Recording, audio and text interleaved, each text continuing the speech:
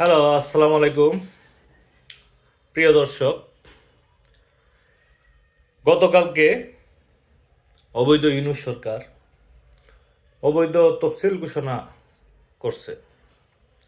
এখন এই তফসিল ঘোষণাকে কেন্দ্র করে যারা ইউনূস সমর্থিত বিভিন্ন দল মহা খুশি, বা তাদের কাছে একটা ঈদের আনন্দের মতো, মানে তারা খুব লাফালাফি করতেছে।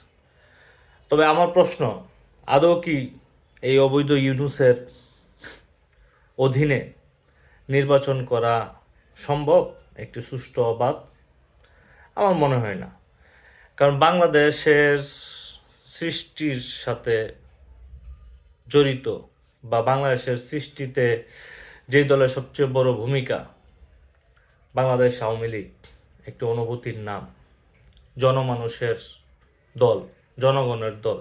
এই দলকে বাইরে রেখে এই আমেরিকা এবং পাকিস্তানের দালালরা যদি চিন্তা করে তফসিল ঘোষণার মাধ্যমে নির্বাচন সুষ্ঠু এবং অবাধ করা সম্ভব, আমি মনে করি আপনারা বোকার স্বর্গে বাস করছেন। নির্বাচন দিতে হলে 64টা জেলায় নির্বাচন দিতে হবে। মানলাম আমাদের এই ঢাকা বিভাগের বা বিভিন্ন কিছু বিভাগ আছে যেখানে নির্বাচন করাটা সহজ হবে। তবে পদ্মার ওই পারে কি অবৈধ ইউনূস বাহিনী গিয়ে নির্বাচন করে ফেলবে?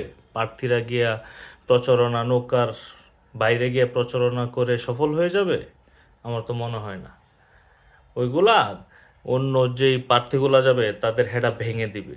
হ্যাঁ, এই পদ্মার ওই পারের লোক, গোপালগঞ্জ, শরীয়তপুর, ও ভাঙ্গা, ওই এলাকার মানুষরা আসলে এই এই অবৈধ সরকারের বাহিনীকে ভয় পায় না। বিগত দিনেও আপনারা দেখছেন। তে তো একটি নির্বাচন যদি করতে হয় 64 জেলায় করতে হবে। এই কিছু জেলা বাদ দিয়ে অন্য জেলাগুলা অন্য জেলায় নির্বাচন দিয়ে আপনি যদি বলেন এটা সুষ্ঠু নির্বাচন হয়ে যাবে, এটা আমার মনে হয় না। আমার ব্যক্তিগত মতামত আর কি।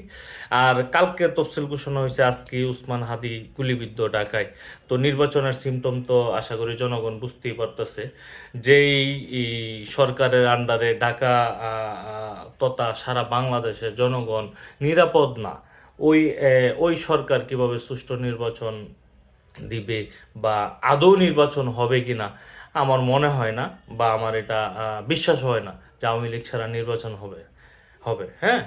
আর যদি আওয়ামী লীগ ছাড়া আপনারা নির্বাচন করতে চান, তাহলে আমি আমার ভিডিওর মাধ্যমে বলতে চাই, এই সারা বাংলাদেশের জনগণ এই নির্বাচনকে রুখে দিবে, এবং বাংলাদেশের জনগণের পাশাপাশি আওয়ামী লীগের সকল নেতাকর্মীরা মাঠে এই অবৈধ বাহিনীর সাথে ফাইট করবে, বা এই নির্বাচনকে প্রতিহত করবে। হ্যাঁ, এই অবৈধ নির্বাচন আওয়ামী লীগ ছাড়া করতে দেওয়া হবে না, হবে না, হবে না। হ্যাঁ, এটা মনে রাখবেন মাথায়।